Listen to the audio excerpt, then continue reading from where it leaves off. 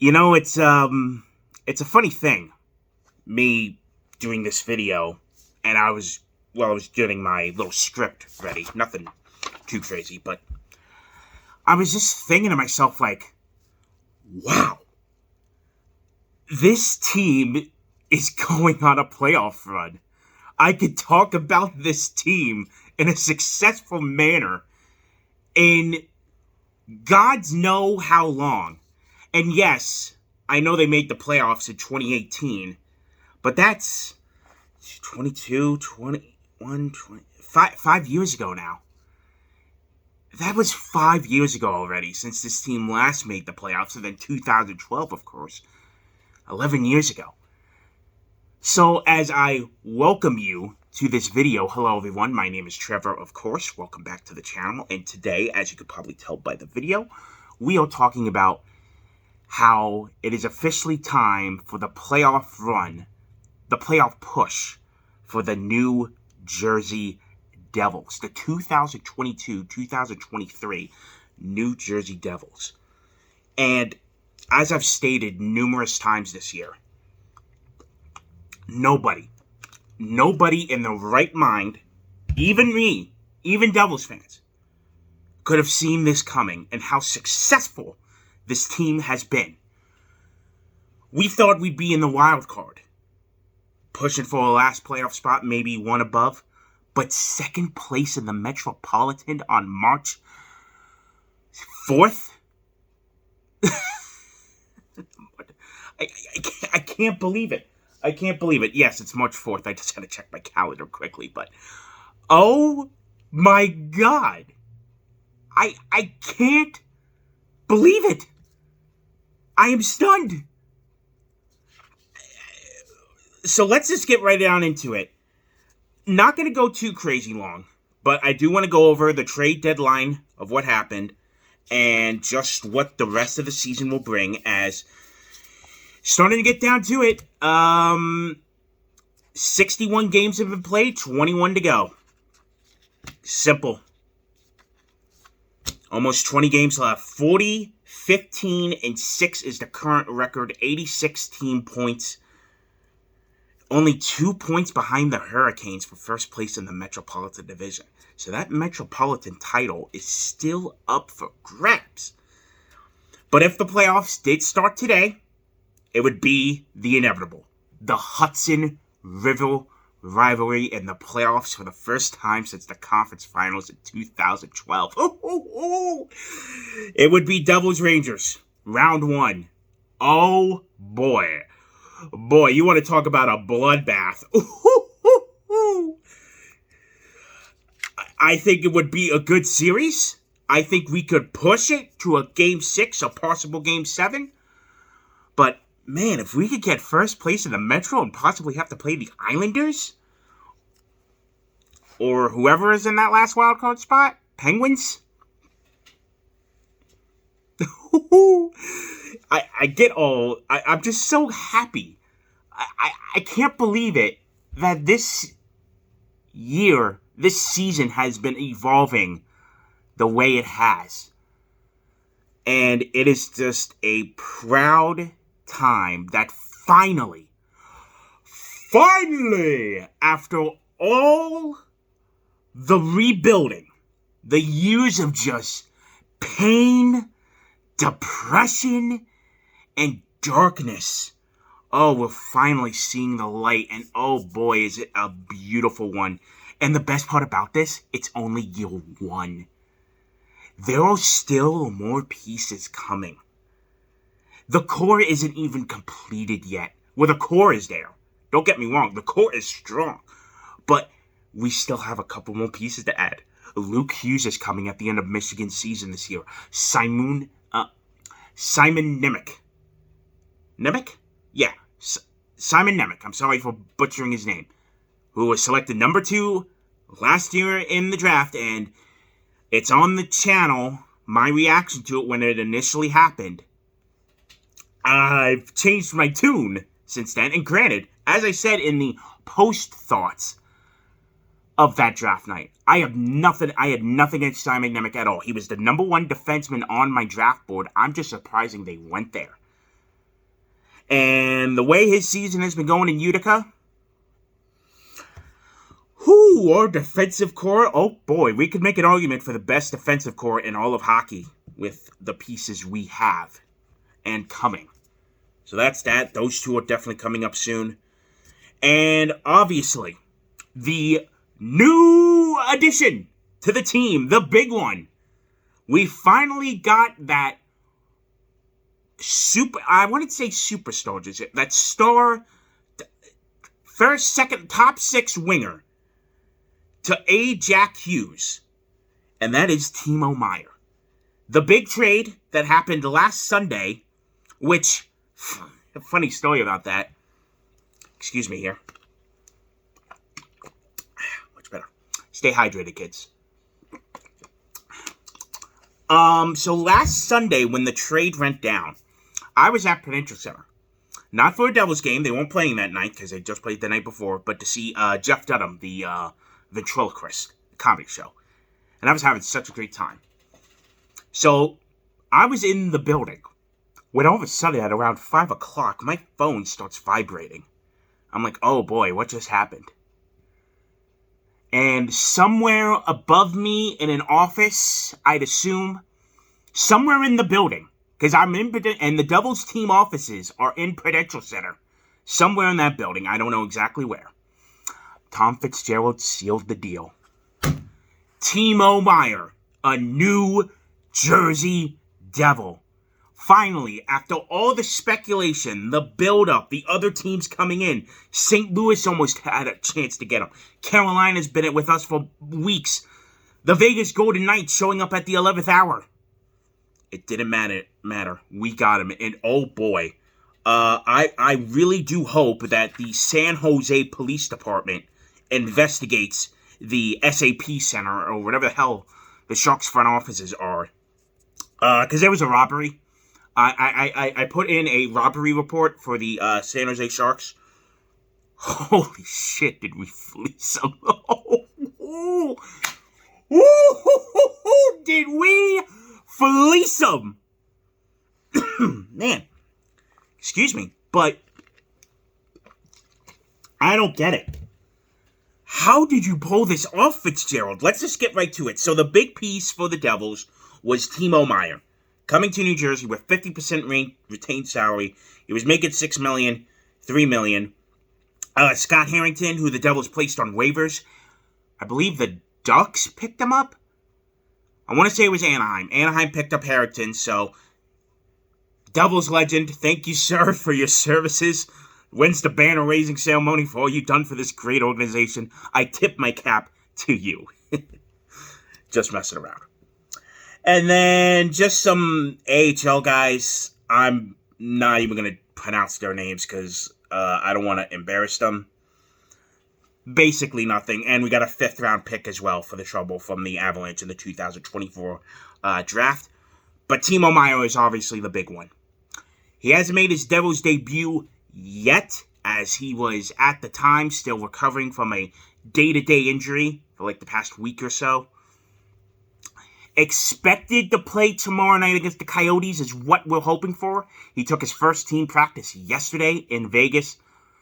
And if he does another team practice, I assume he'll play tomorrow night. And if not, it'll be Tuesday at home in front of the home fans against the Maple Leafs. And if you'll go into that game, have a great time.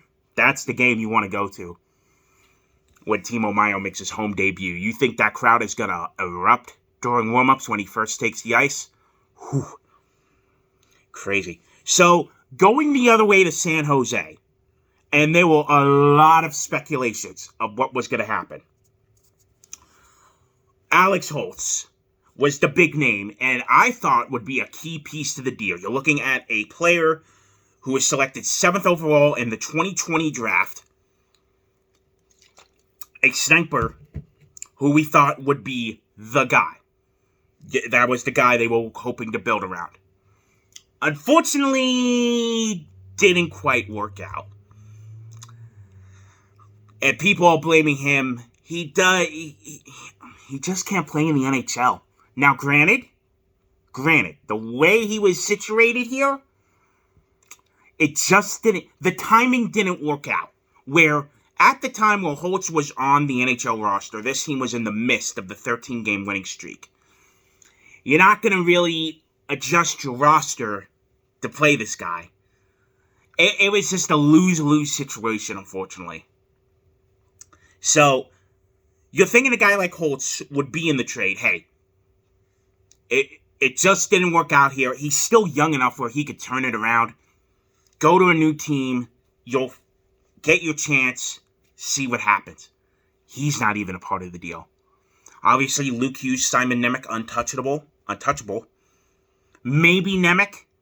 Maybe. But even then, nothing. Here is what the Sharks got. First off, Andreas Johnson, who was in the AHL. That was to move money to afford Timo. So, that went through. Fabian Zetterlund, next. Now, Zetterlund is the part of the trade where how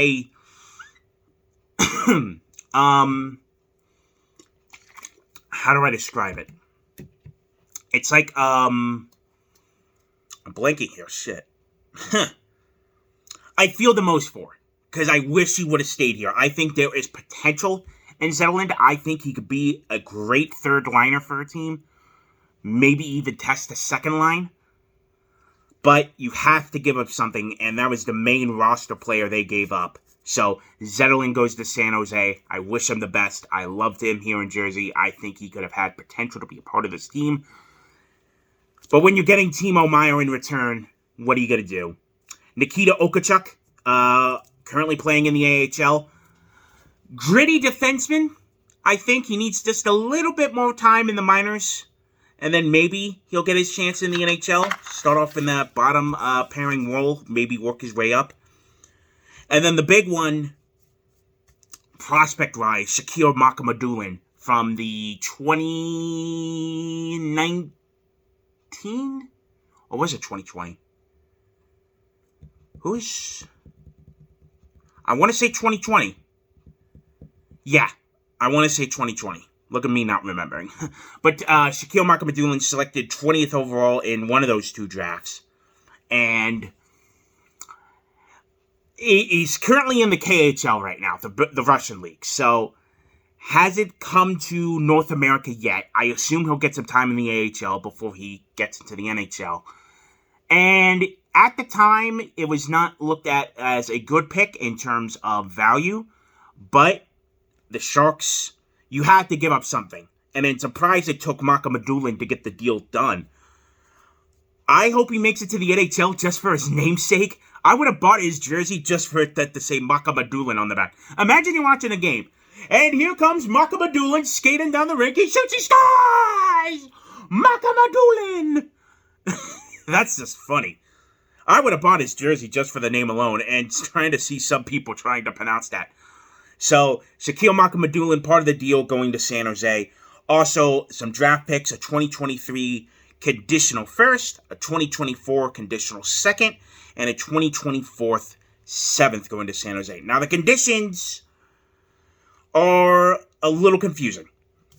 So, here are the conditions, and this is all courtesy of Cap Friendly. The first rounder, which is conditional. If the pick is a top 2 selection, New Jersey will instead transfer their own 2024 first round pick. So, that's a condition put in by Fitzgerald saying, hey, if you guys win the lottery, basically, we'll give you our 2024 pick instead. The second part, if New Jersey makes the 2023 Eastern Conference Finals and Timo Meier plays in 50% of the games, or New Jersey makes the 2024 Eastern Conference Finals, the pick becomes a New Jersey Devils 2024 first. So what San Jose is hoping there, that we make it to the conference finals either this year or next year. Could happen. I don't think this year, possibly next year, and if so, that increases the value for San Jose and what they got for Timo. Excuse me. I'm sorry. I'm just reading here. Just making sure I got this right. So, if a pick becomes a 2024 first, and this is a condition. If it's in the top 10, so if a pick in 2024 is in the top 10, New Jersey will have the option to instead transfer their 2025 first. Interesting there. And should the Devils transfer their 2023 first to their 2024 first, as it is top 2 protected, and they make the conference final in 2024, San Jose will receive their 2025 first. It's confusing, but good conditions by the Sharks. They have a chance. Here's what it sums up to be. If all these conditions work out for San Jose, they have the chance to get 2 first-rounders from this trade. And at the time this trade was made, obviously, it's looking like a win for New Jersey. Now, I think it'll still be a win for New Jersey, as they did end up with the best player right now in the process. I don't know how San Jose is good at drafting. I know a couple Sharks fans, like 102, so I would have to ask them. But if San Jose do end up with a good player, I think they won't complain as much. Because I gotta be honest anyway, does anyone really think Timo Meier was going to stick around in San Jose? Excuse me, wow. Ooh. He was leaving either way, no matter what. To a trade, whether it was us, someone else, free agency, whatever. So, it all depends what San Jose does with these draft picks and how good they are. So, we'll see about that. But Timo Meier, officially a Devil. Yes. Pair him with Jack Hughes. Let him and Hughes go to work. Whoo! Gonna be amazing. And also, yesterday on deadline day, we made another trade. I was not expecting this, and I was busy at the time. The Devils acquired Curtis Lazar of the Vancouver Canucks for a 4th-round pick. Lazar will not join the team until they get back to New Jersey, as he's figuring out some immigration visa stuff, because he's currently up in Canada, has to come to the States for the rest of the season.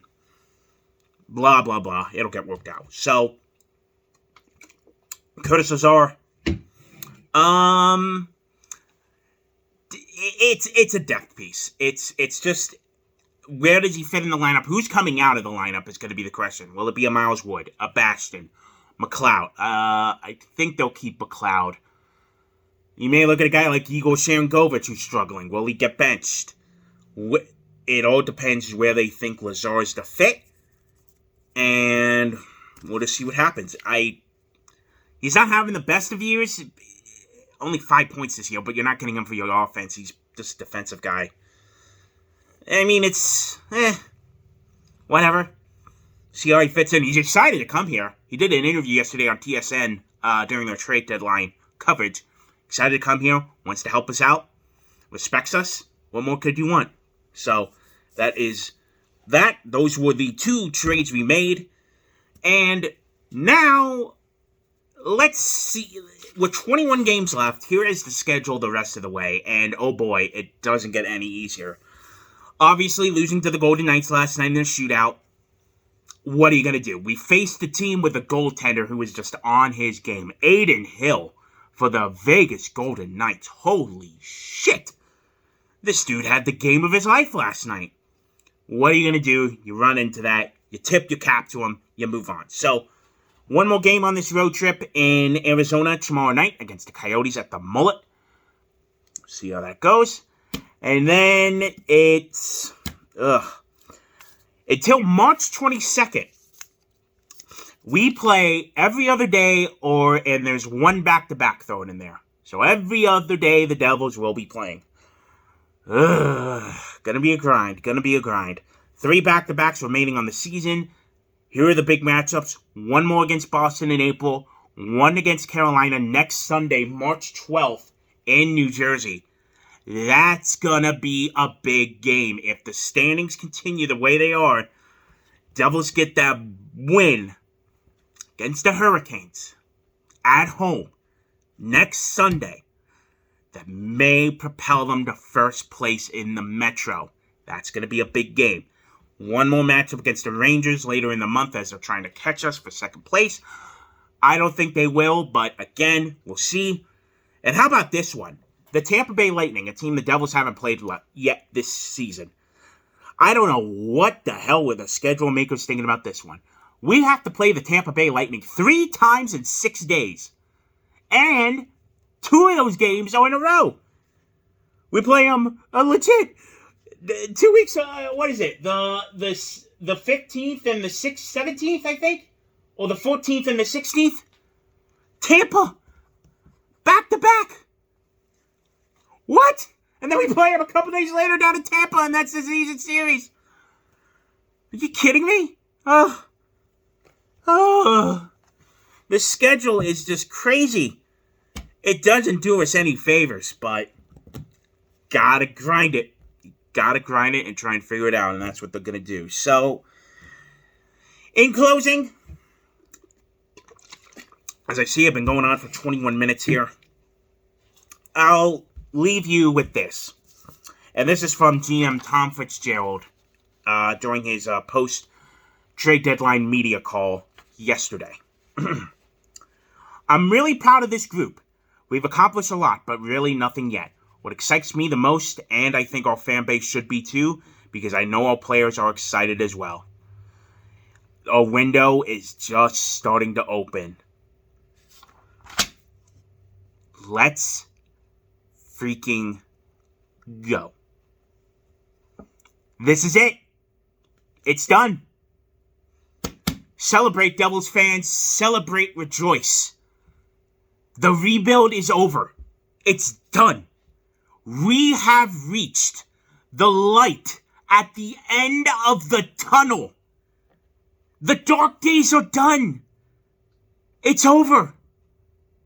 Now is the time where we establish ourselves once again as a top team in the National Hockey League, because it has been way too damn long. And this ain't your grandfather's Devils either. This is a team of youth, speed, quickness, can score goals like crazy.